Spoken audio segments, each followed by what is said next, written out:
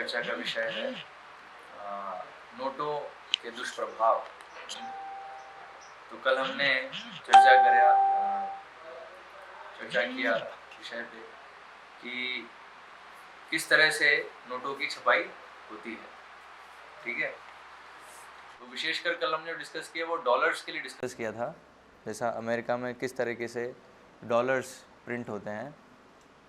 But more और less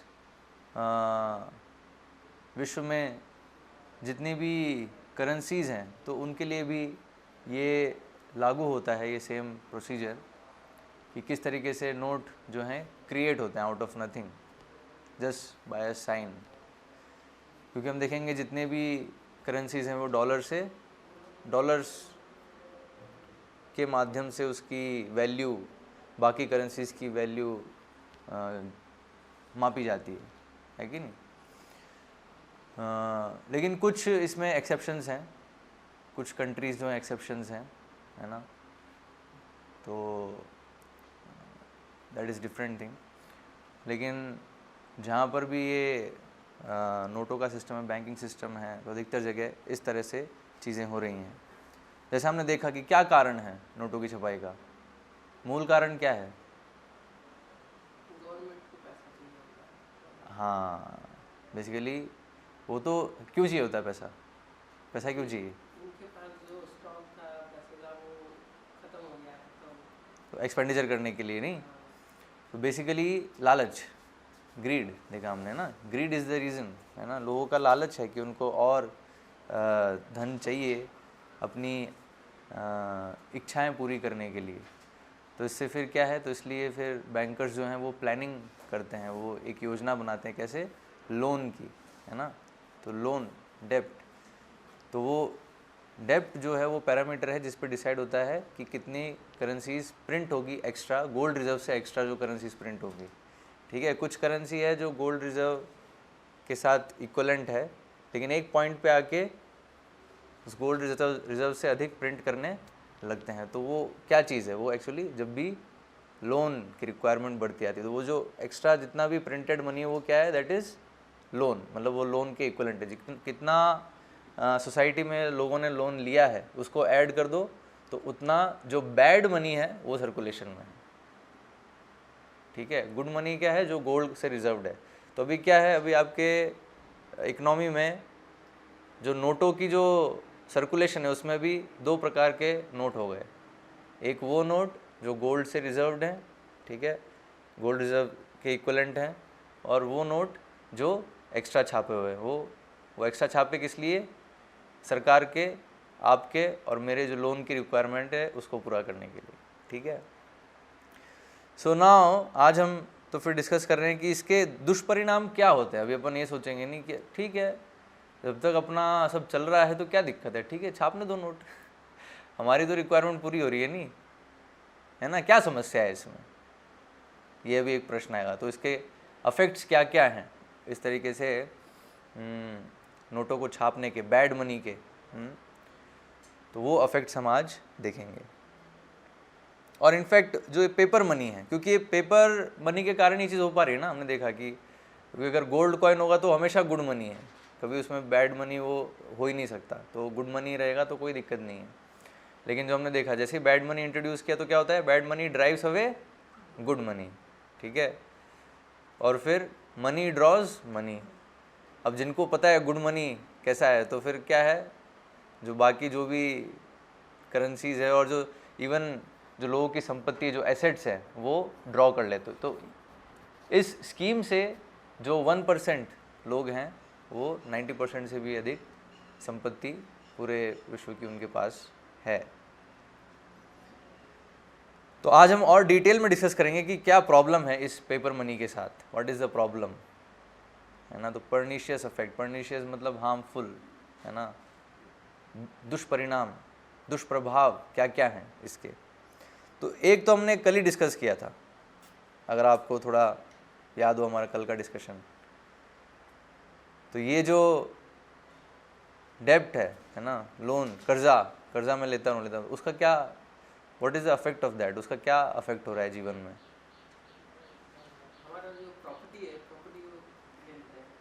मतलब हमने कल डिस्कस किया ना, ये सिस्टम पूरा ऐसे से डिज़ाइंड है कि अगर आपने कर्जा लिया तो कभी भी सारे लोग कर्जा चुका नहीं पाएंगे, ठीक है।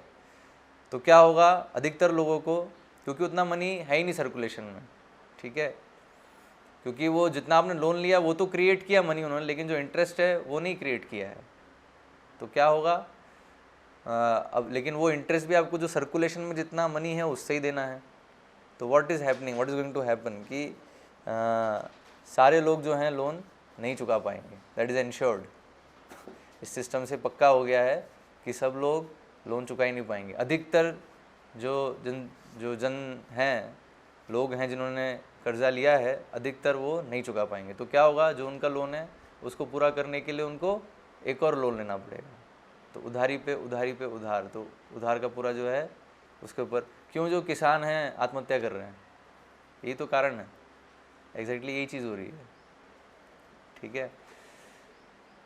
तो किसानों का अगर हम केस देखें तो क्या हो रहा है, दे आर कमिटिंग सुसाइड, है ना, आत्महत्या हो रही है। आत्महत्या क्यों करता है व्यक्ति, बहुत परेशान है, नहीं, फ्रस्ट्रेटेड हो गया है पूरा जीवन से, एंग्जाइटी, टेंशन, एंग्जाइटी इतना हो गया है, अब उसको झेल नहीं पा रहा है। तो उसको लग रहा है सॉल्यूशन क्या है, बस जीवन को एंड कर दो। And that is the only way he can get rid of loan also, है कि नहीं। कर्ज से मुक्ति प्राप्त करने का भी वही एक इमीडिएट सॉल्यूशन दिखता है, और कोई सॉल्यूशन अब तो दिख रहा है कि भाई कर्ज है, इसको चुकाने के लिए और कर्ज लेना पड़ रहा है। तो क्या है, कर्ज पे कर्ज पाइलअप हो जा रहा है। तो अभी सॉल्यूशन क्या है इससे, तो अब जब एक पॉइंट आ जाए दिखता है कि अब तो मैं निकल ही नहीं सकता, अब इतना कर्जा हो गया, अब तो मैं, अब उसको भी क्लियर हो जाता है मैं चुका नहीं सकता। क्योंकि जब तक एक या दो कर्ज है तब तक उसको एक कॉन्फिडेंस रहता नहीं मैं चुका दूंगा, क्योंकि उसको पता नहीं है ना कि ये मनी जो है कैसे काम कर रहा है, how this financial system is working, उसको पता नहीं है। तो उसको एक उम्मीद रहती है। लेकिन जब वो इस स्थिति में आता है कि कर्ज पे कर्ज पे कर्ज पे कर्ज हो गया है, तो उसको भी दिखने लगता है अब तो इस जीवन में तो मैं इसको पूरा नहीं पे कर पाऊँगा।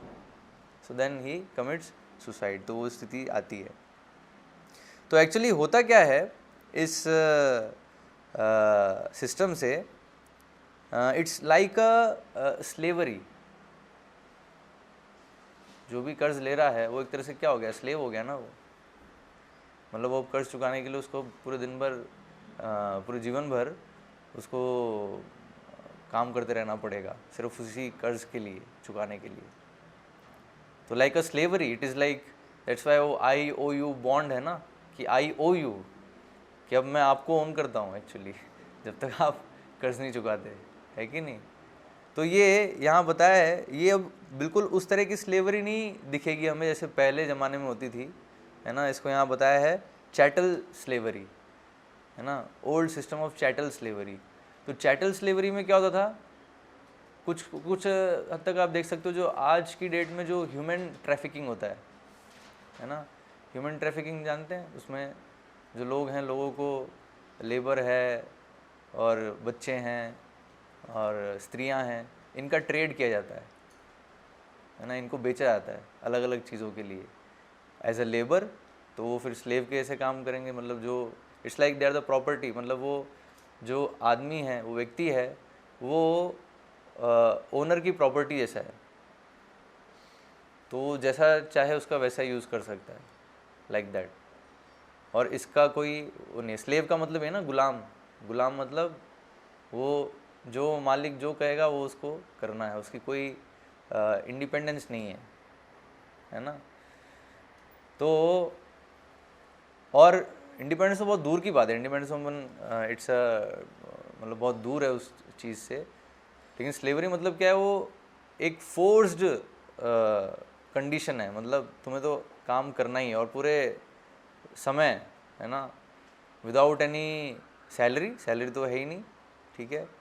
और हार्डशिप उसमें कितना है उसका भी कोई लिमिट नहीं है।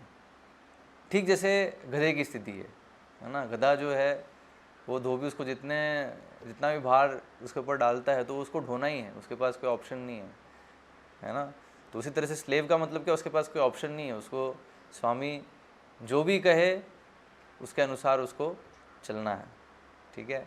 तो इस प्रकार की स्लेवरी पहले होती थी। लेकिन जैसे हम देखते हैं ब्लैक्स, जो वाइट्स हैं, है ना, जो यूरोपियंस हैं, वो लोग ऐसे अफ्रीकन्स को ऐसे स्लेव बनाते थे, ब्लैक्स को, ये कहकर कि है ना जो ब्लैक हैं वो तो नीच हैं, तो ये तो बस इसके स्लेव होने के ही लायक हैं, तो उनको एज अ स्लेव वो यूज़ करते थे इस तरह से।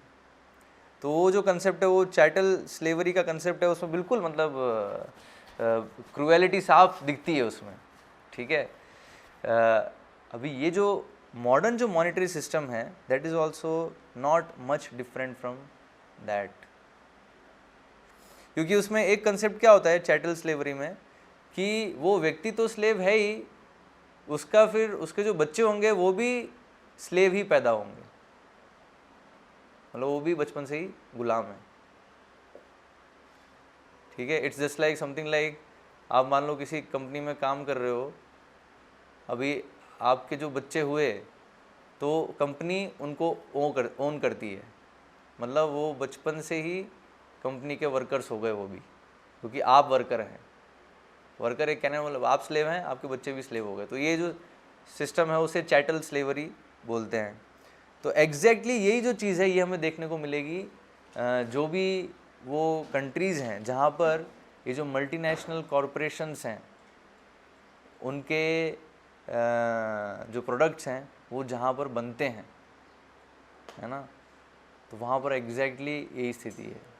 जैसे फॉर एग्ज़ाम्पल जैसे गैप करके एक मल्टी कॉरपोरेशन है, कपड़े बेचती है वो, है ना, तो उसके जो कपड़े जो बनते हैं, टी शर्ट्स हो गए, जीन्स हो गए, सब हो गए, वो कहाँ बनते हैं, वो इंडोनेशिया में बनते हैं। और इंडोनेशिया में जो लोग बनाते हैं वो लोग कौन हैं, वो बिल्कुल ऐसे जो स्लम नहीं होते, स्लम एरिया में रहते हैं, और उनके ऊपर मतलब इंडोनेशियन जो गवर्नमेंट है उसके ऊपर इतना लोन है, मतलब उस लोन को ही अगर डिवाइड करें सब लोगों में तो हर एक व्यक्ति के ऊपर इतना लोन है, कर्ज है। और वो जो अपनी डेली रिक्वायरमेंट्स है और जो भी कर्ज है उसको पूरा करने के लिए वो उस फैक्ट्री में कपड़े जो उनको भी बनाने हैं, चीप लेबर बेसिकली, ये जो चीप लेबर जो है ना जहाँ पर भी है वो बेसिकली ये स्लेवरी वाला ही सिस्टम है, क्योंकि वो लोग भी काम कर रहे हैं, उनके बच्चे भी उस कंपनी में ही उसी फैक्ट्री में ही काम कर रहे हैं, और बिल्कुल बहुत ही इनह्यूमन तरीके से, मतलब इट्स लाइक कोई कंसिडरेशन नहीं कि उनको कितना आराम मिले, क्या मिले, कुछ नहीं है ना, बस उनको काम करना है, कितने 15 घंटे, 16 घंटे, 18 घंटे, लाइक दैट, कभी कभी 24 घंटे भी लगातार। उसके ऊपर डॉक्यूमेंट्री हो, मैं कभी शेयर करूँगा आपके साथ, but that is a fact. तो ये जो सिस्टम है ये हो जाता है, why, because of this paper money, specially जो डेप्ट बेस्ड मनी है ना, तो डेप्ट स्लेवरी भी कह सकते हैं आप इसको, है ना। मॉडर्न ये जो स्लेवरी है क्या है, डेप्ट स्लेवरी, मतलब कर्ज के कारण आप गुलाम हो गए, भाई आप उसके लिए, है ना, वो जैसे डिक्टेट करेंगे वैसे आपको, ऐसे मनी, मतलब मनी डिक्टेट करेगा अभी आपके हर कार्य के लिए। What is the guiding force, how to earn more, है ना, कैसे ज़्यादा से ज़्यादा कमा लें, क्यों, क्योंकि अभी कर्ज चुकाना है। तो नाउ इसके कितने सीवियर इम्प्लीकेशंस होंगे दैट वी विल सी, हम अभी देखेंगे इसको, ठीक है। तो ये एक जो है कल हमने पॉइंट देखा था डेब्ट स्लेवरी का। अभी दूसरा पॉइंट क्या है कि money distorts natural social order, जो नेचुरल सोशल ऑर्डर है उसको ये बिगाड़ देता है। तो नेचुरल सोशल ऑर्डर क्या है, नेचुरल सोशल ऑर्डर, घर में रह के सब काम एक साथ रहे और काम करने के लिए बाहर नहीं जाना पड़े, घर से दूर नहीं जाना पड़े, वो है। हाँ, मतलब एक तरह से कह सकते हो जो हम पहले देखते थे जॉइंट फैमिलीज होती थी, है ना, जॉइंट फैमिलीज होती थी, सब वो जो हैं एक साथ कार्य करते थे, है ना, वो एक हो गया, ये एक उस तरीके से देख सकते हैं। और गांव में तो ऐसा व्यवस्था होता था कि जो भी सारा जरूरत का जितना भी सामान उस गांव में सारा चीज़ अवेलेबल होता था, हाँ, बनाना, कपड़ा बुनना, जो भी सामान है सारा चीज़ उस गांव मतलब एक एरिया में। यस, तो जो भी पहले हम देखते थे, पहले गांव होते हैं, है ना, गांव होते थे, तो उसमें गांव के जितने भी लोग हैं उनकी जो भी आवश्यकता है ना, वो वहीं पर ही प्रोड्यूस हो रही है, और एक एक वर्ग है जो उस पर्टिकुलर जो भी आवश्यकता है उसका प्रोडक्शन कर रहा है। जैसे जो खाने की प्लेट चाहिए तो उसके लिए कुम्हार है ना, बाल काटने के लिए चाहिए तो उसके लिए नाई एक वर्ग है ना, ऐसे ही धोने के लिए, कपड़े धोने के लिए कोई चाहिए तो धोबी एक वर्ग है, राइट। तो ऐसे करके हर एक कार्य के लिए एक पूरा पर्टिकुलर एक डेडिकेटेड वर्ग है। तो इसलिए क्या है, एक नेचुरल एक सोशल ऑर्डर है कि समाज की जो भी आवश्यकताएं पूरी हो रही हैं, और साथ ही साथ क्या है, नेचुरल मतलब प्रकृति पे आश्रित है, मतलब जो हमारी इमीडिएट जो शरीर और आत्मा को साथ रखने के लिए जो रिक्वायरमेंट है, और एक पीसफुल लिविंग की जो रिक्वायरमेंट है, शांतिमय जीवन की, वो रिक्वायरमेंट पूरी होती है। क्योंकि आपकी जो मूलभूत आवश्यकता है, रोटी कपड़ा मकान, वो पूरा हो गया है, तो अभी बचा हुआ समय क्या है, वो आध्यात्मिक प्रगति के लिए, कृष्ण भक्ति के लिए, ठीक है। तो ये चीज़ वहाँ फुलफिल होती है। तो बेसिकली नेचुरल सोशल ऑर्डर क्या है, बहुत ही सिंपल टर्म है, उसको आप बोल सकते हो वर्णाश्रम सिस्टम, है ना। जो 4 वर्ण और 4 आश्रम की व्यवस्था, इट इज़ नेचुरल, क्योंकि वो भगवान ने खुद दी है। अभी आप उसका नाम बदल सकते हो, बट वो हमेशा रहेगा। अगर आपको सोसाइटी चलानी है तो आपको इंटेलेक्चुअल क्लास चाहिए, आपको एक एडमिनिस्ट्रेटिव क्लास चाहिए, है ना, और फिर एक बिजनेस क्लास चाहिए, प्रोडक्टिव क्लास चाहिए, और लेबर क्लास चाहिए। तो ये क्लास अभी भी है, राइट। जो वर्णाश्रम व्यवस्था है उसमें हम बोलते हैं ब्राह्मण, क्षत्रिय, वैश्य, शूद्र। क्यों? क्योंकि वो उसमें एक धर्म का भी विचार है ना, वो भगवान की संतुष्टि के लिए वो एक साथ मिलके कार्य कर रहे हैं। तो अभी उसमें ये जो पूरा जो डिवीजन है, ये जो वर्णाश्रम व्यवस्था है, वो किस पे आधारित है? इट इज़ बेस्ड ऑन गुण और कर्म, है ना। चातुर्वर्ण मया सृष्टम गुण कर्म विभागशः, ठीक है। जो गुण है उसका और जो कर्म है उसके अनुसार उसका ये कार्य निश्चित होता है कि वो ब्राह्मण कैसे कार्य करेगा, क्षत्रिय के जैसे कार्य करेगा, या वैश्य के जैसे कार्य करेगा, कैसे वो योगदान देगा समाज में, शूद्र के जैसे करेगा, है ना, डिपेंडिंग ऑन उसका जो गुण और कर्म है। और साथ ही साथ क्या है, उसका डेडिकेशन होना चाहिए आध्यात्मिक जीवन के लिए भी। मतलब वो जो पूरी जो वर्ण व्यवस्था है, तो उसमें जो इवन जो शूद्र है उसको भी पता है कि मनुष्य जीवन का लक्ष्य क्या है, भगवत प्राप्ति, है ना, ये मनुष्य जीवन का लक्ष्य है, ठीक है। तो एक जो स्पिरिचुअल प्रिंसिपल्स हैं उसके प्रति डेडिकेशन इवन शूद्र को भी है। और ये कारण है कि इवन जो शूद्र भी है तो वो नेचुरली वो ब्राह्मणों को रेस्पेक्ट करते हैं। अगर ब्राह्मण एक्चुअल ब्राह्मण है तो गुण से, जो सिर्फ जन्म से अपने आप को क्लेम कर रहा है और गुण नहीं है, तो उसको तो क्यों रेस्पेक्ट करेगा शूद्र? नहीं करेगा, ठीक है। लेकिन जो गुण से है सही में, और ब्राह्मण के ऐसे ही वो कार्य कर रहा है, योगदान दे रहा है समाज में, तो जो एक्चुअल जो शूद्र है तो वो रेस्पेक्ट करेगा। उसको वो बताने की ज़रूरत नहीं पड़ेगी, समझाने की ज़रूरत नहीं पड़ेगी कि आपको जो ब्राह्मण है उसको रेस्पेक्ट करना है। नेचुरली वो रेस्पेक्ट करेगा इस चीज़ को, ठीक है। क्यों? क्योंकि वो भी स्पिरिचुअल प्रिंसिपल समझता है, इवन शूद्र भी, कि मनुष्य जीवन का लक्ष्य जो है आध्यात्म में प्रगति करना है, भौतिक चीज़ें बटोरना नहीं है, ठीक है। तो ये so this social order functions successfully without ongoing political bickering to enact or ever increasing number of laws। तो हम देखेंगे तो इसलिए क्योंकि ये जब ये पूरा वर्ण व्यवस्था सही से फॉलो हो रहा था, तो इतने जो हैं लॉ बनाने की, है ना, और कोर्ट में केस पे केस चल रहे हैं सालों सालों तक, और न्याय नहीं मिल रहा है ना, ये सब जो स्थिति नहीं थी। कारण क्या है? क्योंकि एक जो चीज़ थी वो सब समझते थे प्रकृति के जो नियम है ना, तो लॉ ऑफ कर्मा, कि अल्टीमेटली भगवान सब देख रहे हैं, है ना, तो हम कुछ भी गलत करेंगे तो हमें दंड मिलेगा, हम बच नहीं पाएंगे, भगवान की निगरानी से नहीं बच सकते हम, ठीक है। तो ये अंडरस्टैंडिंग सबको है उसमें, जो है ना, जो वर्ण व्यवस्था में है, सभी आस्तिक हैं, कोई भी नास्तिक नहीं मिलेगा उसमें।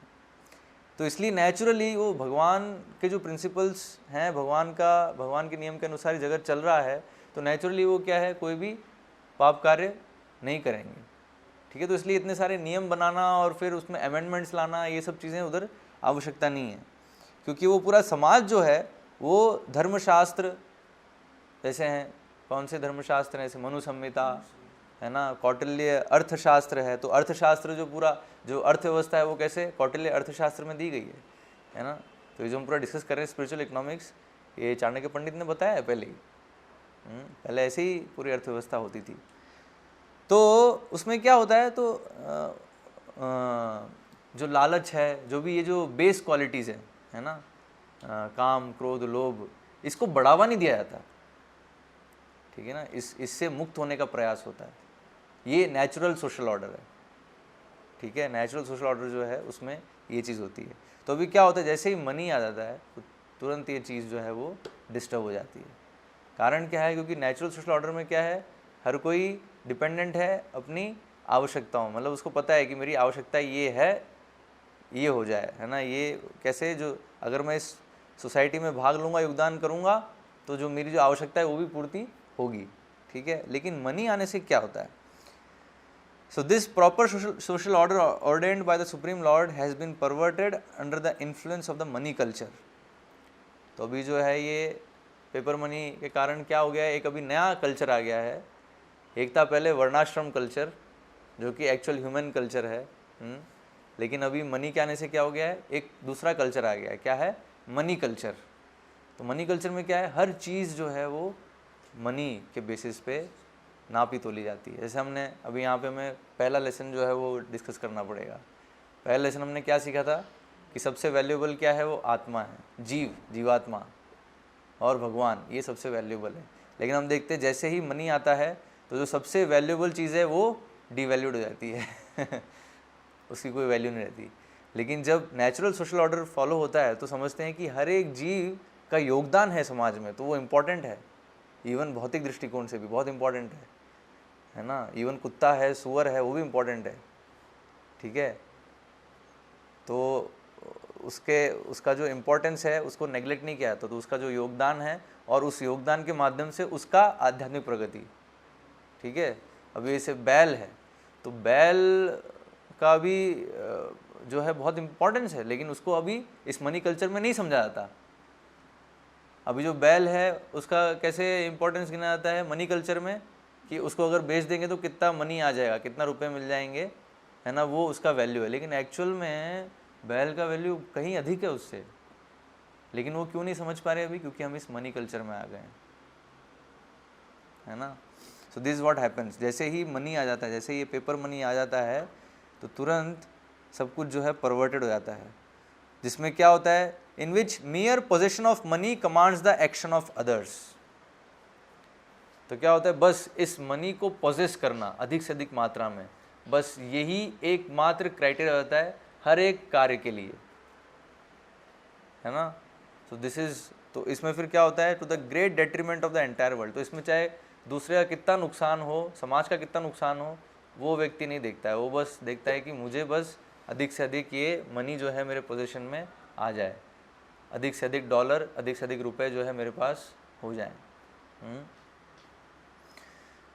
तो बेसिकली क्या, तो इसको टेक्निकली क्या कहेंगे, लालच को ये बढ़ाता है ना, लोभ बढ़ता है जैसे ही पेपर मनी इंट्रोड्यूस होता है।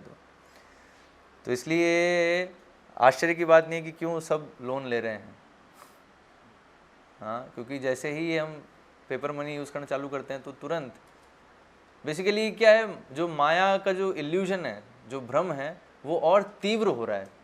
ये तमोगुण का प्रभाव और बढ़ रहा है, ठीक है। तमोगुण का प्रभाव बढ़ रहा है तो रियलिटी हम समझ नहीं पा रहे हैं, और जो जिसकी वैल्यू नहीं है उसको वैल्यू कर रहे हैं, और जिसकी वैल्यू है उसको वैल्यू नहीं कर रहे हैं। एक्चुअली ये पॉइंट आएगा अभी आगे, तो उसमें अपन इसको डिस्कस करेंगे।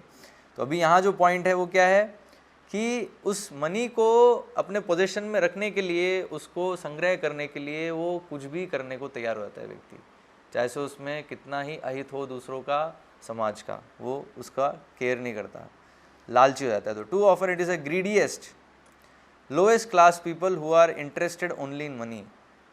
तो अभी क्या होता है इससे, क्योंकि जो मनी कल्चर है तो इसमें एक तरह से जिसके पास अधिक मनी है वो हायर पोजीशन पे आ जाता है, मतलब वो ऐसी पोजीशन पे आ जाता है जिसमें वो अधिक लोगों को कंट्रोल कर सकता है। So who rise to the positions of authority, तो वो अथॉरिटी की पोजीशन ले लेते हैं, जो समाज में जो नेतृत्व की जो पोजीशन है उस पर वो आ जाते हैं। तो इस मनी कल्चर में ये जो मनी है इसका संग्रह करके और उसका उसका यूज़ इस प्रकार से करके कि वो एक अथॉरिटी की पोजीशन पे आ जाएं, तो वो और उसका और संग्रह कर सकते हैं। This is what actually happens, है ना। तो money itself were a qualification for leadership.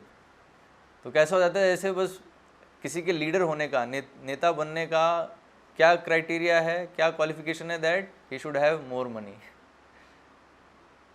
ठीक है, तो इसलिए हम देखते हैं जब भी इलेक्शन आते हैं तो उसमें कैंपेनिंग होती है, तो कौन कितना कैंपेनिंग ज़्यादा स्पेंड करता है उस पर डिसाइड होता है कि कौन जीतेगा इलेक्शन, है कि नहीं।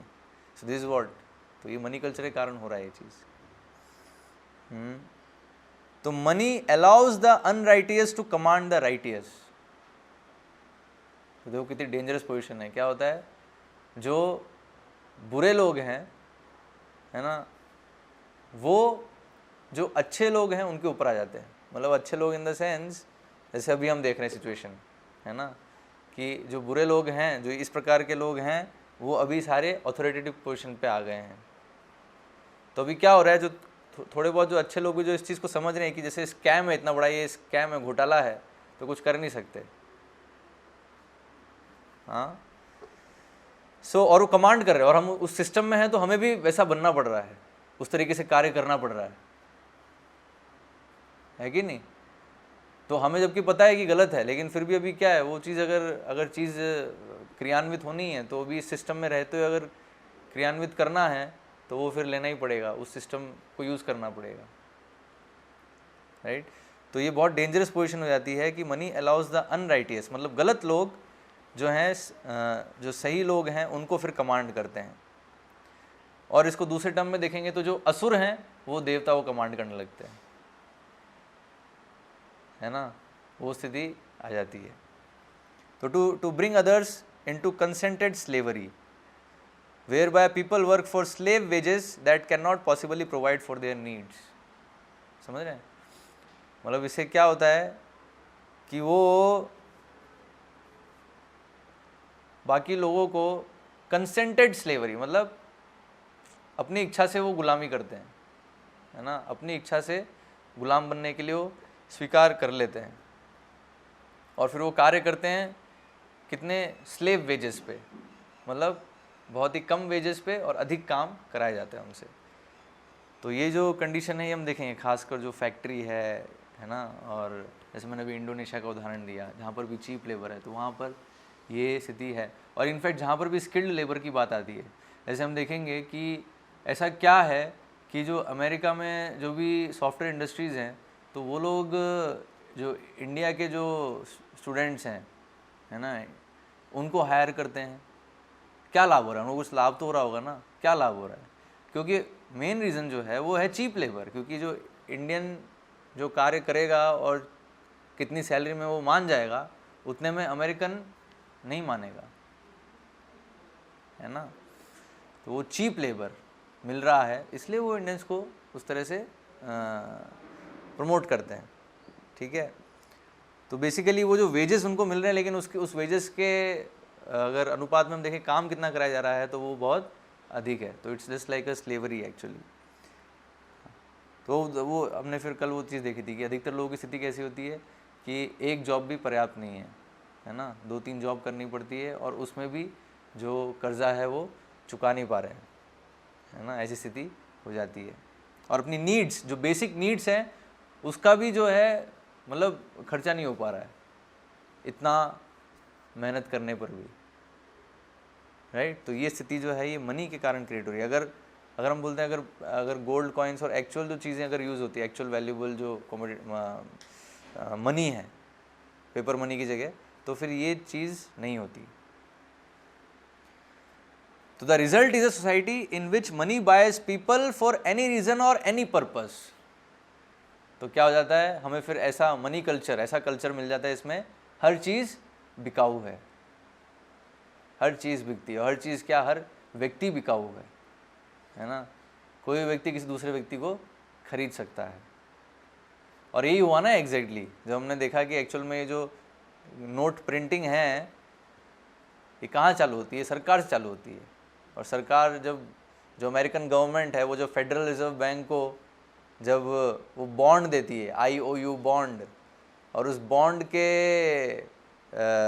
आने पर, अपने हाथ में आने पे, फिर जो फेडरल रिजर्व बैंक है वो $1 बिलियन का चेक साइन करती है, और जैसे ही वो चेक साइन करते हैं चेकबुक पे, तब वो $1 बिलियन अस्तित्व में आ जाते हैं, राइट। तो अब आप थोड़ा सोचो कि फेडरल रिजर्व बैंक को उसको क्या फ़ायदा है इससे। वो जो $1 बिलियन गवर्नमेंट को दे रहा है, now what it aspects from government, है ना। तो क्या होता है एक्चुअल में, फिर गवर्नमेंट की जो पॉलिसीज़ बनती हैं और गवर्नमेंट के जो बहुत ही मेन जो लीडिंग पोजीशंस हैं, तो उस पर कौन है, ये जो फेडरल रिजर्व बैंक को चला रहे हैं उनके लोग जो हैं वो पोजीशंस ले लेते हैं, और इनके अनुसार सारी जो नीतियाँ बनती हैं। So basically what happens, they become the controller of nation, मतलब पूरे देश के कंट्रोलर जो हैं वो बन जाते हैं। तो ऐसे दूर से हमें बाह्य दृष्टि से लगता है कि सरकार कंट्रोल, लेकिन सरकार जो है वो इनके कंट्रोल में, मतलब जो मनी को कंट्रोल कर रहे हैं, उसके सप्लाई को, उसके प्रिंटिंग को कंट्रोल कर रहे हैं, जिनके हाथ में है basically, and they get the control of everything, ठीक है। तो बेसिकली क्या किया, अभी क्या हुआ इस टर्म्स, उसने सरकार को खरीद लिया नहीं, दिस व्हाट हैपेंस। तो हमें ऐसी सोसाइटी मिल जाती है, इसमें मनी बायज पीपल, तो मनी से हम लोगों को खरीद सकते हैं for any purpose and any reason, किसी भी रीज़न के लिए और किसी भी पर्पस के लिए। तो अभी क्या कोई इसमें कोई आश्चर्य है कि इस समाज में इतना टेररिज्म होता है? हाँ, टेररिज्म बेसिकली क्या है? हाँ, वो बेसिकली देखा जाए तो जितने भी मीट ईटर्स हैं वो भी सब टेररिस्ट हैं, है कि नहीं। टेरर कर रहे हैं ना वो, पुअर एनिमल्स, पुअर जो पशु हैं उसकी ऐसी निर्दय तरीके से हत्या की जा रही है ना, हर दिन इतने बड़े स्केल पे। तो वो भी तो टेररिस्ट हुए नहीं। और कर्मों का नियम कैसा है, फिर आएगा वो, रिफ्लेक्ट होगा। और अभी ये जो है, जो ये पूरा घोटाला जो हो रहा है, ठीक है, तो अभी वही है, चीटर्स एंड चीटेड, तो चोर हैं सब साथ में। तो अभी जब रिबेल करते हैं तो फिर उनको टेररिस्ट का लेबल उसमें लगा दिया जाता है ना। और किसी पे भी लगाया जा सकता है, आपको नहीं पता है कि एक्चुअल में टेररिस्ट कौन है। किसी पर भी लेबल लगा दिया और उसका प्रोपेगेंडा कर दिया, वो हो गया टेररिस्ट, है कि नहीं। इस उदाहरण के तौर पे ये अमेरिका ने किया नहीं कि इराक जो है वो क्या है, सद्दाम हुसैन का टेररिस्ट है। अभी कोई एविडेंस, कुछ एविडेंस कुछ नहीं है, लेकिन प्रोपेगेंडा, और फिर क्या उसके बेसिस पे युद्ध घोषित कर दिया उनके ऊपर। और वो युद्ध में हुआ क्या, अगर आप उसका डाटा देखोगे तो ऐसे पता है, वर्ल्ड वॉर 1 में, है ना, वर्ल्ड वॉर 1 में 10% कैजुअलिटी थी सिविलियंस की, ठीक है। वर्ल्ड वॉर 2 में लगभग 30% थी कैजुअलिटी सिविलियंस की। लेकिन ये जो इराक पे जो वॉर किया अमेरिका ने, और उसके बाद अफ़गानिस्तान, तो उसमें अगर हम देखेंगे तो उसमें कितनी है, 90% सिविलियंस की कैजुअलिटी। कैन यू इमेजिन, मतलब वो जा रहे हैं बॉम्ब गिरा रहे हैं, कि उसमें कौन मर रहे हैं उसमें, जो इराक में जो सिविलियंस हैं, वो सिविलियंस ने क्या किया, वो भी टेररिस्ट हो गए। लेकिन प्रोपेगेंडा और एक वो लैंड, वो इराक की जो ज़मीन है वो चाहिए हमें। क्यों? क्योंकि ऑयल है, गोल्ड है, वो सारी जो चीज़ें, नेचुरल रिसोर्सेज, वो सब उस पर आधिपत्य चाहिए। तो अभी उसका जो प्रोपेगेंडा, तो अभी पॉइंट क्या है, तो वो जो सरकार है वो इस पैसों से, मनी से, वो हर चीज़ खरीद लेती है, एनी पर्पस एनी रीज़न। तो मीडिया को भी खरीद लेती है, और मीडिया फिर उस तरह से फिर जो है प्रोपेगेंडा करती है। Yes, this what happens. Actually जो मेन स्ट्रीम मीडिया है उसमें आपको कभी सच्चाई जानने को नहीं मिलती, क्योंकि वो बिके हुए हैं। इट इज़ जो भी बिका हुआ है वो कभी आपको सत्य नहीं बता सकता। फॉर एग्जाम्पल, अभी मैं आपको सत्य बता रहा हूँ, क्यों? क्योंकि I am not taking any payment, ठीक है। लेकिन मान लो अगर मैं पेमेंट ले रहा होता किसी से, तो फिर मेरे को भी उसके अनुसार फिर बोलना पड़ता है, नहीं? वो क्या चाह रहा है, क्योंकि मेरा जो है उस पर डिपेंडेंट है, लेकिन मैं I am dependent on Krishna, you know, what ever Krishna gives, so that's why I can speak truth. हाँ, तो इसलिए ब्राह्मण जो हैं वो सत्य के प्रतिनिधि हैं, और इसलिए बताया ब्राह्मण कभी किसी की नौकरी नहीं करता, वो बिकता नहीं है किसी के हाथों, है ना, क्योंकि अगर वो बिक गया तो फिर वो कभी सत्य नहीं बोल पाएगा, सत्य का प्रचार तो बहुत दूर की बात है। तो इट्स वेरी सिंपल कि अगर मनी कल्चर है तो उसमें क्या है, सत्य दब जाता है, पूरा असत्य ही असत्य पूरा उसका प्रोपेगेंडा होता है। तो दिस पॉइंट इज देयर कि हर चीज़ जो है बिकाऊ हो जाती है। तो मनी बायज पॉलिटिकल इन्फ्लुएंस, तो ये है ना, तो पॉलिटिक्स जो है उसको पूरा खरीद लेते हैं, है ना, पॉलिटिशियंस जैसा चाहते हैं वैसा वो पूरे मास माइंड को, मतलब जनता की जो विचार है उसको पूरा वो कंट्रोल कर सकते हैं। तो मनी बायज साइंटिस्ट को खरीद लिया जाता है, और फिर जो भी सरकार चाहती है, या सरकार बेसिकली सरकार मतलब जो बिकी हुई सरकार है ना, तो उसमें जो लीडिंग पोजीशन पे जो आसुरिक लोग हैं, तो वो जो चाहते हैं उस चीज़ को फिर जो साइंटिस्ट जो हैं प्रोपेगेंडा करते हैं, अपने थ्योरीज बनाते हैं, अपना इन्फ्लुएंस प्रभाव को यूज़ करते हैं उस चीज़ का प्रचार करने के लिए। तो बेसिक इसका हम देखेंगे सबसे बेस्ट उदाहरण है डार्विन्स थ्योरी, है ना, फिर है और scientific conclusions. Money boys entry into and graduation from schools. आप लोगों को पता नहीं होगा, लेकिन अगर सच में इफ़ यू कैन पे, तो आप लोग जो मेहनत कर रहे हो ना स्कूल कॉलेज में जो जाके पढ़ रहे हो, ये सब इसकी आवश्यकता नहीं है, you can purchase this degree. हाँ, बिकती है जिस डिग्री के लिए आप लोग है ना 4 साल इतनी मेहनत कर रहे हो, एक्चुअली वो बिका हुआ है एक्चुअल में, है ना। और इसका उदाहरण क्या है, आप वो देख सकते हो नहीं, कभी कभी ये जो शाहरुख खान है, अमिताभ बच्चन है, जिनको कुछ मतलब कोई you cannot say that they have some wisdom, है ना, कोई विजडम नहीं है वो, ठीक है, एक पर्टिकुलर उनका फील्ड है, उसमें उन्होंने कुछ थोड़ा नाम कमाया है, बट यू कैनॉट से कि ना उनको लोगों का हित क्या है और सच में जो इंटेलेक्चुअल जो कैपेसिटी है वो कितनी है उनकी, दैट इज़ सस्पिशियन, मतलब वो डाउटफुल है, ठीक है। लेकिन फिर भी उनको क्या होता है, उनको कभी कभी आप देखते हो कुछ जो कॉलेज हैं वो डिग्री देते हैं अपनी, तो भी वो डिग्री कैसे अवॉर्ड कर रहे हैं भाई, डिग्री के लिए तो एक्चुअल में वो करना पड़ेगा नहीं, पहले तो जो सिस्टम बनाया है ना, वो फॉलो करना पड़ेगा ना, और क्वालिफाइड तो डिग्री मिलनी चाहिए, लेकिन ये व्यक्ति जो है वो क्वालिफाइड नहीं उसके लिए, लेकिन अभी उसको डिग्री दी जा रही है, सब ताली बजाते हैं। किसी को ये कभी क्वेश्चन, यार हम लोग यार इतने 4 साल मेहनत कर रहे हैं, 4 साल 2 साल जो भी कोर्स का जो भी है, एग्ज़ाम पास कर रहे हैं, लेकिन ये व्यक्ति इसने कोई एग्ज़ाम पास नहीं है, कुछ नहीं किया, बस इसका एक नाम है और उसके लिए इसको वो डिग्री दी जा रही है। क्यों? क्योंकि उसको डिग्री देने से अभी कॉलेज का नाम होगा। तो बेसिकली हम देख रहे हैं कि मनी कल्चर जो है उसमें, और इसका भी क्यों है वैल्यू, क्योंकि इसके पास बहुत सारा धन है कि नहीं। अभी शाहरुख खान ले लो, अमिताभ बच्चन ले लो, उसकी वैल्यू क्या है, वैल्यू अभी क्यों है, क्योंकि अभी उनके पास धन है, मनी है, ये मनी, इसलिए कहीं भी जाएंगे तो फिर रेस्पेक्ट है। ऐसा बताया ना कलयुग में किसको रेस्पेक्ट है, जिसके पास बहुत मनी है, ये मैटर नहीं करता उसका चरित्र क्या है, राइट। तो अभी ये तो ओपनली उनको दिया जा रहा है, दे आर नॉट क्वालिफाइड, वो उस डिग्री के लिए क्वालिफाइड नहीं है, लेकिन उनको क्वालिफाई बनाया जा रहा है, ठीक है। तो सेम वे जो अगर उसका जो मूल्य है ना, अगर उसको वो खरीद सकता है डॉलर से, रुपए से, तो वो डिग्री उसको भी मिल सकती है। और बेसिकली इधर यही हो रहा है जो सेलिब्रिटीज़ के केस में, क्योंकि उनके पास धन है ना, फेम है, नेम फेम है ना, मनी, ये सब चीज़ें हैं, तो इससे वो अभी वो डिग्री सबके सामने खरीद पा रहे हैं। अभी जिसके पास नेम फेम नहीं है वो पीछे से खरीदता है, ठीक है। So that is a difference, लेकिन आप खरीद सकते हो अगर आप में क्षमता है तो।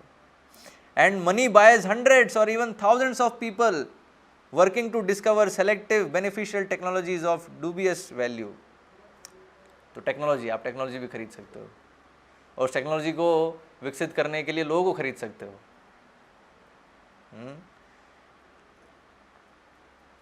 और कैसी टेक्नोलॉजी? जो सिर्फ इन लोगों को बेनिफिट करेगी, जो फ्यू जो 1% है उनको बेनिफिट करेगी और बाकी लोगों का अहित करने वाली, इस प्रकार की टेक्नोलॉजी। तो उदाहरण क्या, जैसे टर्मिनेटर सीड्स हो गए, जेनेटिकली मॉडिफाइड फूड्स हो गए।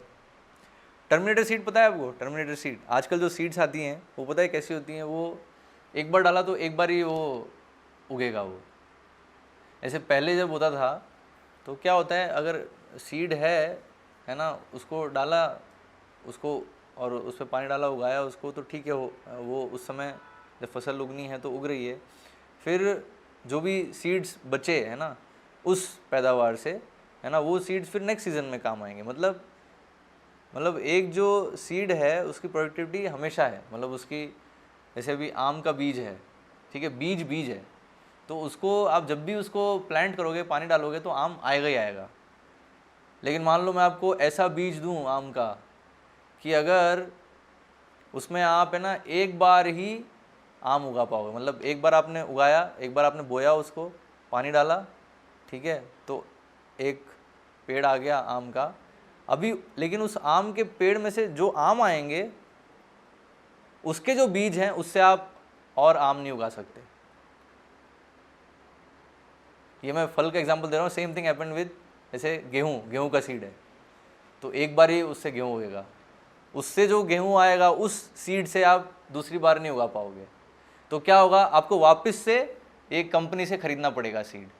तो इसे कहते हैं टर्मिनेटर सीड, मतलब वो एक बार ही उसकी प्रोडक्शन की कैपेसिटी है, ठीक है। तो ये अब ये कैसे कर पा रहे हैं? टेक्नोलॉजी है नहीं इसमें, इसको बोलते हैं बायोटेक्नोलॉजी है ना। कैसे सीड्स को इस तरह से उसके कैरेक्टरिस्टिक को चेंज करे कि वो एक बार ही वो उगे, दूसरी बार उसमें उगे ही नहीं कुछ। तो भी इससे फ़ायदा किसका है? फ़ायदा मॉन्सेंटो का है ना। मॉन्सेंटो एक कंपनी, ऐसी और भी कंपनीज हो सकती हैं, है ना, जो इस क्षेत्र में है। तो उनका फ़ायदा है, उन कंपनीज़ का जो सीड्स बेच रही हैं उनका फ़ायदा है। लेकिन किसान क्या हो रहा है? किसान की जो स्थिति है वो खराब, उसको हर बार जो सीड है उसके लिए पे करना पड़ रहा है, उसको हर बार उसके लिए लोन लेना पड़ रहा है ना। तो ये बहुत ही ख़राब स्थिति है। तो वही है, तो at the expense of money. तो कुछ लोगों को बेनिफिट होता है at the expense of money, तो ये होता है मनी कल्चर में।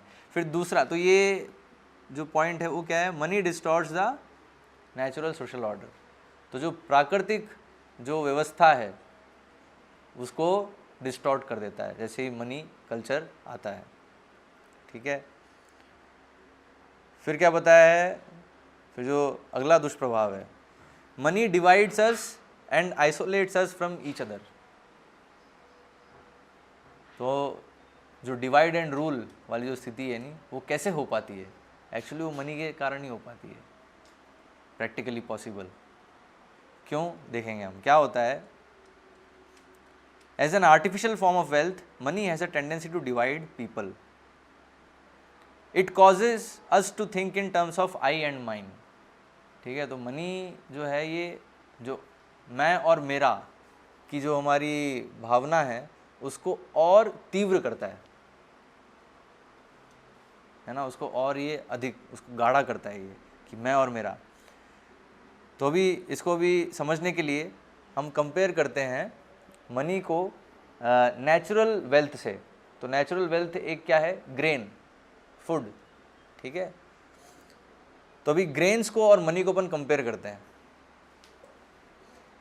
अगर मान लो आपके पास ग्रेन्स हैं और फूड है, बेसिकली फूड है, तो food tends to perish quickly and there is natural tendency to share with others what might otherwise spoil, है ना। तो जैसा अपन देखते हैं, कभी अपन ने प्रसाद अधिक हो गया, हमारे सब भक्तों ने ले लिया है, अभी बचा है, तो अभी क्या करेंगे? है ना, उसको डिस्ट्रीब्यूट करेंगे। तुरंत आएगा कि अभी डिस्ट्रीब्यूट करें।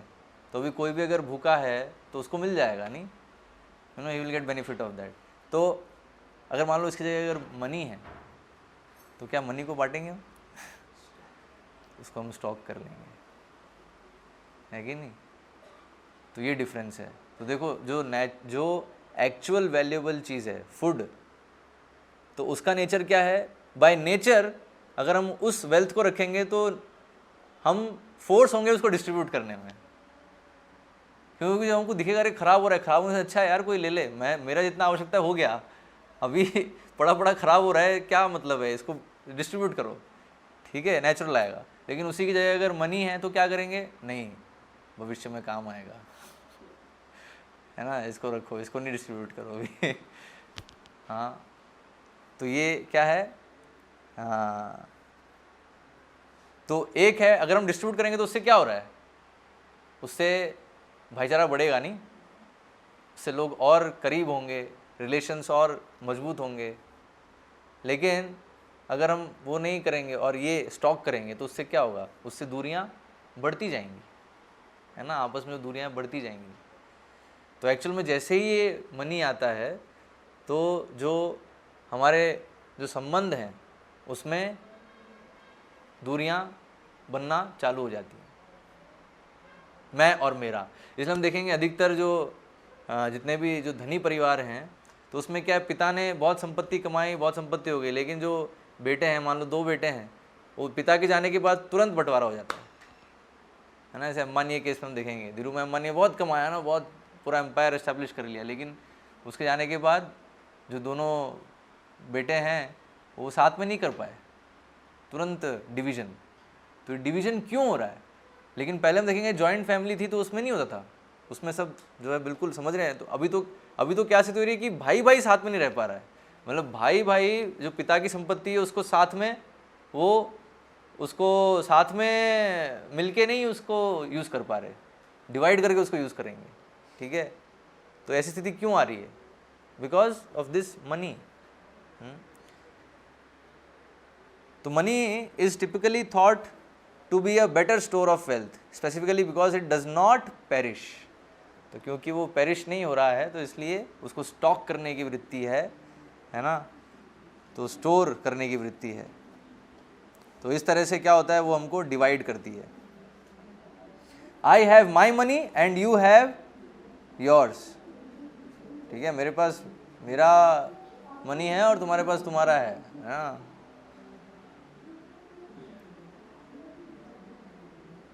And our interest are thus divided, और इसलिए हमारे जो इंटरेस्ट हैं वो सब डिवाइडेड हैं, कॉमन इंटरेस्ट नहीं हो पाता है।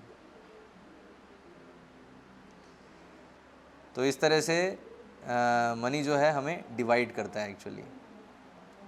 इसलिए प्रभुपाद कहे जो स्पिरिचुअल इकोनॉमिक्स का नियम क्या है कि हमें हमारे जो मनी है वो क्या होना चाहिए, ग्रेन्स,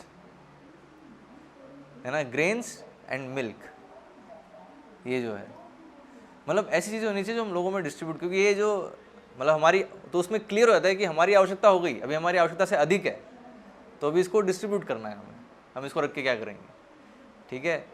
लेकिन जो मनी है, तो मनी में क्या है, मतलब एक तो है उसको ये समझ में ही नहीं आता कि एक्चुअल में मेरे पास ये जो अधिक है वो मैं यूज़ ही नहीं कर पाऊँगा इसको, और पड़ा ख़राब हो जाएगा, वो चीज़ उसमें हो नहीं रही है। तो उसको क्या है, एक होप अगेंस्ट होप है कि नहीं भविष्य में इसको यूज़ कर लूँगा, मैं अभी यूज़ नहीं कर पा रहा हूँ लेकिन भविष्य में कर लूँगा,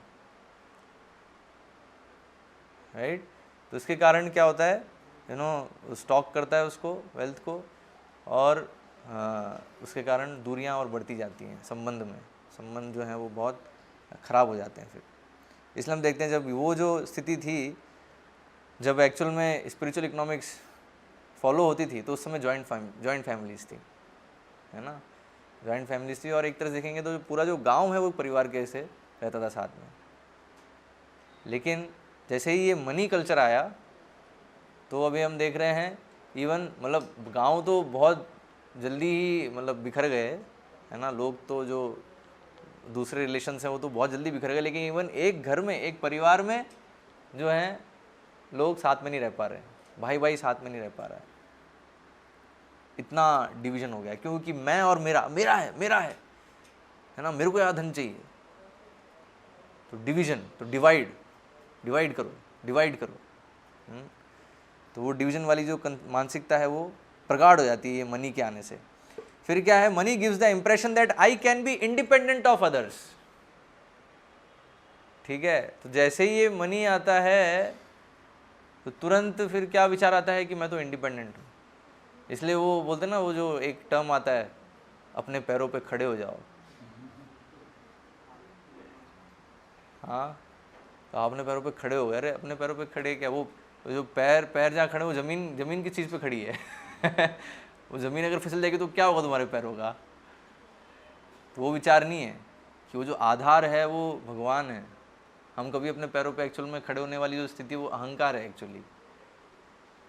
हाँ, लेकिन ये जो स्लोगन्स हैं, ये जो वचन हैं, ये कैसे प्रमोट होते हैं, कैसे आते हैं एग्जिस्टेंस में, और फिर कैसे इसका प्रमोशन होता है। तो कारण मनी है, क्योंकि money gives a sense of independence कि अब मैं इंडिपेंडेंट हो गया, मैं अपने पैरों पे खड़ा हो गया, मैं कमा रहा हूँ, मेरे पास इतना धन है, मेरे पास इतना मनी है।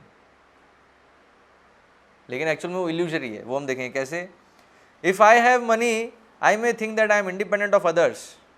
ठीक है, मेरे पास धन है तो मैं किसी पे डिपेंडेंट हूँ, किसी पे डिपेंडेंट नहीं हूँ। मैं अपनी मेहनत से कमाया और ये मेरे पास धन है और इससे मैं जो चाहे वो खरीद सकता हूँ, तो मैं I am independent, I am not dependent on anyone.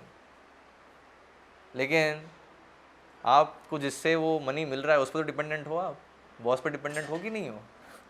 लेकिन इट क्रिएट्स अ इल्यूजन, है ना, भ्रम कि मैं इंडिपेंडेंट हूँ। Because materially all of us are dependent on many thousands of other people. और सिर्फ बॉस की बात नहीं है, एक्चुअल में रियलिटी में हम डिपेंडेंट है इतने सारे लोगों पे, कितने सारे लोगों पे। हम चाहे कितना भी कमा लें, कितना भी धन हो हमारे पास, पर अल्टीमेटली हम कभी इंडिपेंडेंट नहीं हैं। We are living in a society, हम सोसाइटी में हैं, तो सोसाइटी के जितने भी लोग हैं वो इंटरडिपेंडेंट है एक दूसरे पे, है ना। इंडिपेंडेंट कभी नहीं है, इंटरडिपेंडेंट है। तो कैसे, फॉर एग्जाम्पल यहाँ पे क्लर्क का उदाहरण दिया है। If clerk doesn't go to work and the store is not open, what can you buy. जैसे आप अभी उसमें जा रहे हो शॉपिंग, ये रिलायंस है ना, रिलायंस फ्रेश, उधर जाते हो आप। अभी उधर जो बैठता है काउंटर पे, है ना, जो स्कैन करता है और फिर जो प्रोडक्ट जो भी आप लाए हो चूज़ करके उसका कितना वैल्यू हुआ है, कितना उसका टोटल प्राइस हुआ है, इतना है, आप इतना पे करिए, फिर उसके बाद उसको लेके जाइए। अगर वो व्यक्ति अगर वहाँ नहीं बैठेगा तो क्या आप ले जा पाओगे कुछ भी? तो क्या उस पर डिपेंडेंट नहीं है? अभी वो कार्य कर रहा है इसलिए आप ले जा पा रहे हो, नहीं खरीद पा रहे हो एक्चुअली, तो उस पर आप डिपेंडेंट हो। If the electrical engineer does not maintain the power house and fuel the boilers, what will happen when you flip the wall switch. हाँ, तो अभी जो अभी हमें बिजली मिल रही है, हम एक स्विच ऑन करते तो लाइट जल रही है, अभी इसके पीछे कितने सारे लोग लगे हुए हैं, क्या उन पर डिपेंडेंट नहीं है हम? तो यहाँ इलेक्ट्रिकल इंजीनियर की बात करिए कि जो पावर हाउस से जहाँ से बिजली आ रही है, तो वहाँ पर जो इंजीनियर हैं, जितने भी वर्कर्स जो वहाँ काम कर रहे हैं, है ना, जिसके कारण वो बिजली वहाँ उत्पादन हो रही है और फिर ट्रांसमिशन होकर यहाँ आ रही है, और यहाँ जैसे स्विच ऑन करें तो लाइट जल रही है, तो क्या उन पर डिपेंडेंट नहीं है? उनमें से अगर एक व्यक्ति भी छुट्टी पे चला गया, सब छुट्टी पे चले गए, तो आप यहाँ कितने भी स्विच दबा लो, लाइट नहीं जलने वाली तो आपका इंडिपेंडेंस कहाँ गया? तो एक्चुअली वी आर, और धन क्या करेगा उस समय? क्या धन से आप जला लोगे बिजली? कई लोगों को ये होता है ना, ये कि अभी कोई मरने वाला है, मृत्यु शैया पे है, तो अभी डॉक्टर को जाएंगे, बोलेंगे आप जितना धन है उतना ले लो, उसको बचा लो तो क्या एक मानसिकता ही कि मैं कितना भी धन, मतलब हर चीज़ जो है खरीदी जा सकती है, तो भी उसका जीवन, मतलब वो मरने वाला है तो वो जीवन जो है वो भी खरीदा जा सकता है, कितना समय वो और अधिक जिए, वो जो टाइम है वो भी खरीदा जा सकता है, बस डॉक्टर को, उसके लिए डॉक्टर को जो है उतना पैसा देना है। तो ये कैसी मान कि मनी से हर चीज़ पॉसिबल, लेकिन ये एक भ्रम है, कितना बड़ा भ्रम है, नहीं बचा सकते आप। वो मरने वाला है, वो मरेगा, अभी डॉक्टर नहीं बचा सकता उसको, कितना भी आप उस पर खर्चा कर लो। तो ठीक उसी प्रकार अभी अगर जिन पे अपन डिपेंडेंट हैं, बिजली यहाँ पे आए और यहाँ पे चले, यहाँ पे हमें बिजली मिले, तो उनमें से अगर एक भी अगर काम नहीं करता है तो हमें ये नहीं मिलेगी बिजली। और हम उसमें चाहे कितना भी धन हम बोले मेरे तो करोड़ों रुपए कमाए मैंने, है ना, और लाख अभी मैं देने को तैयार हूँ, बस मेरे को बिजली आनी चाहिए, तब भी नहीं आएगी, राइट। तो ये एक भ्रम, एक इल्यूजन इतना स्ट्रांग हो जाता है कि अगर मेरे पास धन है, मनी है, खासकर पेपर मनी, तो मैं कुछ भी खरीद सकता हूँ और उसमें मैं किसी पे डिपेंडेंट नहीं हूँ। मैं बस ये है तो everything is possible, I am not dependent on anyone. तो अभी जैसे यहाँ पे वो देख नहीं रहा है कि मैं इलेक्ट्रिकल इंजीनियर पे डिपेंडेंट हूँ। If the many thousands of people do not do their job to bring gasoline to your local fill up station, what good is your car. हैं, और जो हम कार चला रहे हैं, बाइक चला रहे हैं, उसको हम चला रहे लेकिन जब जो फ्यूल है जब खाली होने लगता है तो फिर तुरंत हम पेट्रोल पंप पे जाते हैं, तो वहाँ पर वो अगर व्यक्ति नहीं होगा, हाँ, जो पेट्रोल को ला रहा है, वहाँ फिल कर रहा है और फिर उसको फिर गाड़ी में फिल कर रहे हैं, अगर वो लोग नहीं होंगे तो क्या हम गाड़ी में पेट्रोल फिल कर पाएंगे और गाड़ी चल पाएगी? नहीं चल पाएगी, right. So practically everything we do in life is dependent on others. तो हम देखेंगे कि एक्चुअली रियलिटी में हम जो भी कर रहे हैं जीवन में, तो उसमें हम दूसरों पे डिपेंडेंट हैं, है ना, दूसरों पे डिपेंडेंट एक्चुअली हम। But if I have money I can easily think that I can do as I please. लेकिन अगर मेरे पास मनी है तो मैं क्या सोचूंगा कि मैं जैसा चाहूँ वैसा कर सकता हूँ। तो एक्चुअल में जब जैसे हम इस चीज़ को समझते हैं कि हम इंटरडिपेंडेंट हैं, तो उसमें फिर ना ये विचार इतनी आसानी से नहीं आएगा कि मैं जैसा चाहूँ वैसा करूँ। तो उसमें फिर तुरंत अरे मैं अगर ये चीज़ करूँगा तो जिन पे मैं डिपेंडेंट हूँ उन पर क्या अफेक्ट आने वाला है, क्या वो दुष्प्रभाव तो नहीं होने वाले? क्योंकि अगर वो अफेक्ट होंगे तो मैं अफेक्ट होऊंगा, राइट, तुरंत। लेकिन जो मनी है वो क्या है, इस थॉट प्रोसेस को ब्रेक कर देता है। मनी के आने से क्या होता है, वो ये जो थॉट प्रोसेस है वो सोच नहीं पाता है। ये वो क्या सोचता है, मैं तो बस मनी पर डिपेंडेंट हूँ, ये मेरे पास है तो मैं सब कुछ कर सकता हूँ एज आई प्लीज़, जैसा मुझे अच्छा लग रहा है वैसा मैं कर सकता हूँ, ठीक है।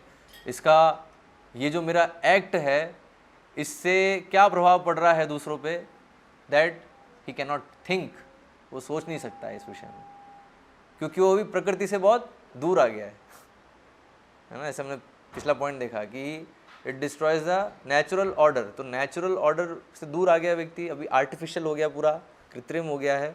तो अभी क्या है, तो वो भी समझ नहीं सकता है कि मैं एक्चुअल में डिपेंडेंट हूँ इतने सारे लोगों पे, तो अभी मैं जो भी कार्य करूँगा तो उसका क्या प्रभाव होने वाला है, ठीक है, वो सोच नहीं सकता। तो वो मेरे पास बस मनी है तो मैं कुछ भी कर सकता हूँ एज आई प्लीज़, है ना, जैसा मुझे अच्छा लगता है, और मुझे किसी और की आवश्यकता नहीं है, बस धन है तो पर्याप्त है, मुझे किसी और चीज़ की आवश्यकता नहीं है। तो money removes our ability to see our dependence on each other, ठीक है। तो मनी का यूज़ करने से क्या होता है, हमारी एबिलिटी जो है ये देखने की कि हम कितने डिपेंडेंट है एक दूसरे पे, है ना, वो एबिलिटी ख़त्म हो जाती है। जैसे हम देखते हैं जो नेचुरल ऑर्डर है, तो उसमें ब्राह्मण, क्षत्रिय, वैश्य, शूद्र हैं, सब समझ रहे हैं कि सब इम्पोर्टेंट है ना, कोई भी नेग्लेक्टेड नहीं है। अभी क्षत्रिय तो ब्राह्मण है, ब्राह्मण अकेला क्या करेगा, है ना, मतलब वो बताया ना, शरीर है तो शरीर में सर है ना, सर है, हाथ हैं, पेट है, पैर है, सबका इम्पोर्टेंस है। तो सब मिलके काम करेंगे तो अपन कहेंगे स्वस्थ शरीर है, राइट। लेकिन अभी मान लो अभी सर सोचे कि नहीं मैं इंडिपेंडेंट हूँ, हाथ सोचे मैं भी इंडिपेंडेंट हूँ और पेट सोचे मैं तो बिल्कुल इंडिपेंडेंट हूँ, हैं, तो मेरे अंदर जो भी डालोगे वो मैं हाथ को नहीं दूंगा और सर को भी नहीं दूंगा, बस अपने पास रख लूँगा, जैसा चाहूँ वैसा करूँगा। अगर पेट ऐसा बोले कि जैसा चाहूँ वैसा करूँ, क्या वैसा करूँगा मैं, तो क्या स्थिति होगी फिर? तो शरीर, उसको कहते हैं शरीर अस्वस्थ हो जाएगा, है ना। तो बेसिकली दिस व्हाट हैपेंस, जैसे ही मनी आता है तो क्या होता है, ये जो सोशल ऑर्डर है, वो जो शरीर है, मनुष्य समाज जो पूरा एक बॉडी है, वो अस्वस्थ हो जाता है, क्योंकि एक पर्टिकुलर वर्ग जिसके पास ये मनी है वो सोचता है कि अब मैं जैसा चाहूँ वैसा कर सकता हूँ, बाकी लोग इतना इम्पोर्टेंट नहीं है ना। उनको अगर दुष्प्रभाव भी हो रहा है उनके ऊपर तो भी मेरे को परवाह नहीं है, ये स्थिति हो जाती है। तो ये तो money removes our ability to see our dependence on each other by separating producer and consumer by hundreds और थाउजेंड्स ऑफ माइल्स, है ना। तो ये होता कैसे है, क्योंकि हमें क्या दिखता है, हाँ अरे मनी है उससे तो मैं खरीद रहा हूँ, लेकिन अभी वो जो प्रोडक्ट है जिसको हम ले रहे हैं वो उसके पीछे, उसके प्रोडक्शन में और उसके सप्लाई में, यहाँ तक आने में, जहाँ से अभी रिलायंस फ्रेश से हम ले रहे हैं किसी चीज़ को, तो रिलायंस फ्रेश में वो चीज़ आ रही है, उसके पीछे कितनी सप्लाई चेन और प्रोडक्शन चेन है, एक आम व्यक्ति तो देख ही नहीं सकता, इसे देखता ही नहीं है, ये कम्प्लीटली इग्नोर्स। तो उसको क्या लगता है, उसको एक बहुत बड़ा भ्रम में वो रहता है कि बस ये मनी है जिससे मैं इस चीज़ को खरीद पा रहा हूँ। तो वही उसकी एबिलिटी ख़त्म हो जाती है सोचने की कि एक्चुअल में ये सिर्फ मनी नहीं है, वो सारे जो लोग जो उसमें इन्वॉल्व है उस प्रोसेस में, उनके ऊपर भी मैं डिपेंडेंट हूँ, सिर्फ मनी पर डिपेंडेंट नहीं हूँ। लेकिन वो सोचने लगता है कि नहीं, मैं इंडिपेंडेंट हूँ। अभी रियलिटी क्या है, ठीक है, ये तो एक भौतिक बात हो गई, भौतिक दृष्टि से हम इस चीज़ को देख सकते हैं कि हम एक दूसरे पे निर्भर हैं चीज़ों के लिए, ठीक है। कोई भी अकेला व्यक्ति कुछ नहीं कर सकता, ही नीड्स असिस्टेंस, मतलब कुछ भी चीज़ हमको करनी है तो ग्रुप, एक जो ग्रुप है वो साथ में कर पाएगा, अकेला व्यक्ति कुछ सब्सटेंशियल नहीं कर सकता है, ठीक है। सो अभी स्पिरिचुअल रियलिटी क्या है कि एक्चुअल में हम सब कृष्ण पे निर्भर हैं, लेकिन वो कृष्ण पर भी निर्भरता जो है समझने के लिए सबसे पहले रिक्वायरमेंट ये है समझना कि हम एक दूसरे पे निर्भर हैं, हम इंडिपेंडेंट कभी नहीं हैं। और जब हम ये देखेंगे कि अरे अल्टीमेटली सबको हर कोई जो चीज़ है, व्यक्ति है, वस्तु है, वो किसकी शक्ति है, तो वो कृष्ण की है ना, भगवान की है। तो अल्टीमेटली भगवान कंट्रोल कर रहे हैं उसको, तो भगवान पर निर्भर हुए ना हम अंततोगत्वा। लेकिन भगवान तक पहुंचने के लिए भी पहले एक सोशल नेचुरल, पहले नेचर को समझना बहुत ज़रूरी है, कैसे अब नेचर पे हम डिपेंडेंट हैं। तो the spiritual reality is that all of us are always dependent upon God, है ना। हम सब एक्चुअली हमेशा कृष्ण पे निर्भर हैं। ही कंट्रोल्स दिस वर्ल्ड, वो इस जगत को कंट्रोल करते हैं, everything in it, and how long we are here, और कितने समय तक हम इस शरीर में हैं ये भी जो है भगवान डिसाइड करते हैं। तो it is he who sees that everyone gets their due, तो इसलिए वो ये भी देखते हैं कि सबको जो मिलना है ना, वो उसको मिले। तो अगर हम भगवान का सिस्टम फॉलो नहीं करेंगे तो तुरंत फिर भगवान देखेंगे कि हमें दंड मिले, है ना। जैसे हमने परसों चर्चा करी थी, दंडम अर्हति, है ना, अधिकम लिखा है अभी, हाँ क्या है, अधिकम मन्येत, है ना, अधिकम मन्येत ते दंडम अर्हति, स्तेन, है ना, जो अधिक लेता है वो चोर है और उसको फिर दंड मिलेगा। तो भगवान इस चीज़ को देखते हैं कि अगर हम ऐसा कर रहे हैं तो फिर हमें दंड भी मिले। तो यही होता है तमोगुण में, है ना। तो जैसे हम मनी यूज़ करने लगते हैं और इसके कारण हमारा भ्रम बढ़ता आता है, भ्रम में हम कार्य करते हैं, तो भगवान फिर देखते हैं ये इसको भी दंड भी मिले इस चीज़ के लिए, ठीक है। तो इसलिए वो जो स्लेवरी हो रही है ना, it is a reaction to our own greed, हमारा जो ग्रीड है उसका दंड हमें भगवान दे रहे हैं। जब हम समझ जाएं तो फिर हम सॉल्यूशन यही है कि हमें ग्रीड को छोड़ना होगा, हमें लालच को छोड़ना होगा, वही सॉल्यूशन है इस सब समस्याओं से निकलने का। तो financial prosperity has a tendency to make us forget this fact. तो अभी ये क्या होता है, जो मनी के बेसिस पे जो फाइनेंशियल प्रॉस्पेरिटी है, तो इससे क्या है, हम ये तथ्य भूल जाते हैं कि एक्चुअल में हम भगवान पे निर्भर हैं। लेकिन अभी एक चीज़ है, but in times of adversity we quickly learn to appeal to a higher order to rectify the situation. लेकिन जब भी एडवर्स सिचुएशन आती है, जैसे कि हम देखते हैं जब भी डिप्रेशन आता है, डिप्रेशन हो गया, है ना, या कोई बहुत बड़ा क्राइसिस आता है, तो उस समय थोड़ा लोगों को रियलाइज़ होने लगता है कि एक्चुअल में क्या हो रहा है। हम सोच रहे थे कि हम तो इंडिपेंडेंट है, कुछ भी चाहे कर सकते हैं, है ना, तो अभी क्या हो गया अभी। लेकिन हम बिल्कुल जो है क्राइसिस आ गई, उससे हम निकल नहीं पा रहे हैं। तो उस समय रियलाइज़ होने लगता है, O there is some higher power, मतलब हमारे शक्ति है उससे परे कोई शक्ति है जो ये सब कंट्रोल कर रही होगी, तो हमारे कंट्रोल के तो बाहर जा रहा है, ये है कि नहीं। तो वैसे कोरोना है, अभी एक वायरस आ गया, अभी वायरस क्या है दिख भी नहीं रहा है, और उसने इतना मतलब सोचो किस किस लेवल का कंट्रोल किया है, सबको लॉकडाउन कर दिया, अपने घर में कैद कर दिया, सोचो पूरा वर्ल्ड वाइड।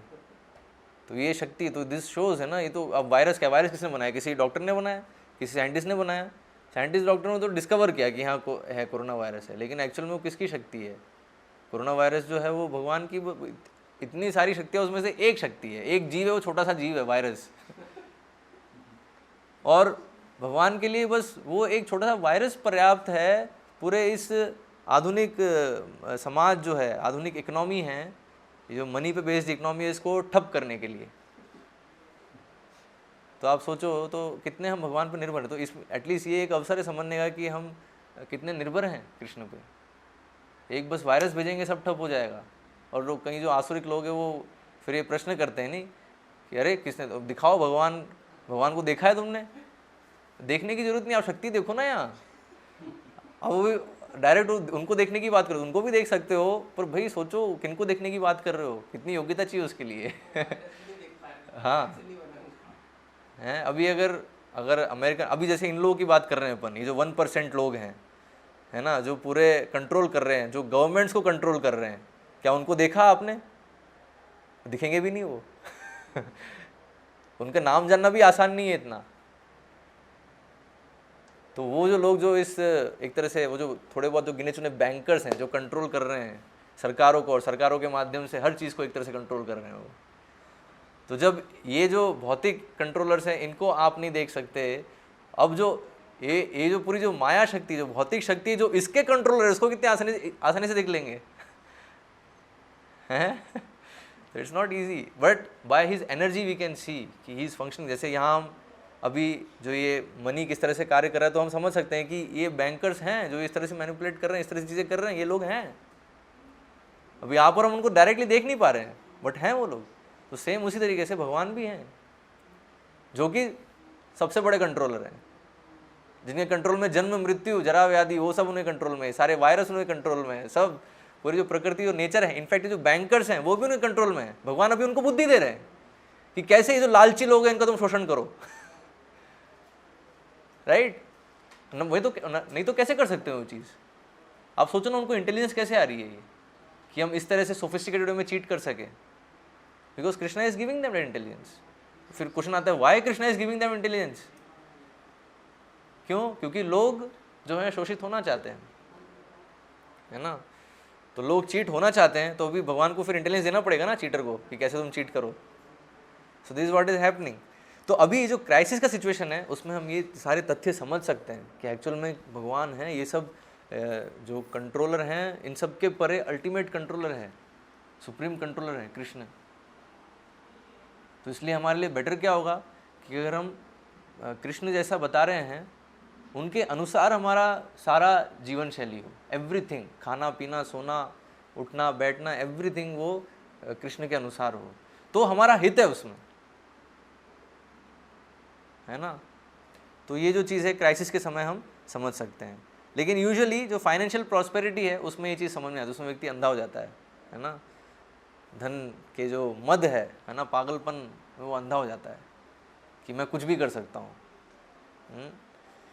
तो ये जो स्थिति है ये होती है। तो भी और भी हैं, तो हम अगले सेशन में देखेंगे, अभी समय हो रहा है, और भी बहुत सारे पॉइंट्स हैं। नोटों के जो दुष्प्रभाव हैं, आज हमने 3-4 देखे हैं पॉइंट्स, लेकिन इसमें बहुत सारे पॉइंट्स दिए हैं।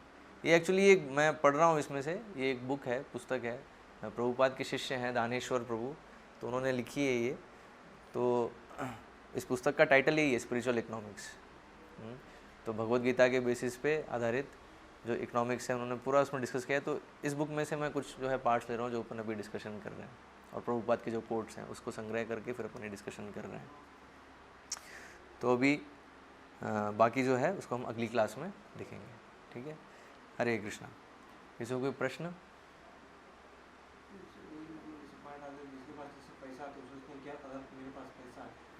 कोई व्यक्ति काम नहीं करेगा, हम किसी और दूसरे से काम करवा लेंगे क्योंकि मेरे पास पैसा है। यस।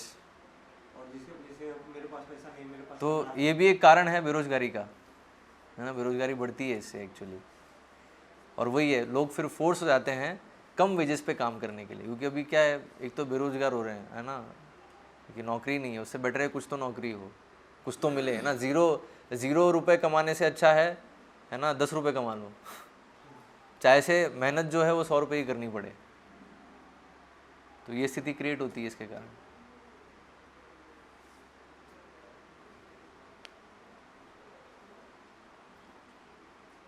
ओके, हरे कृष्णा। श्रील प्रभुपाद की जय। श्रीमद् भगवद गीता यथारूप की जय। श्रीमद् भागवतम की जय।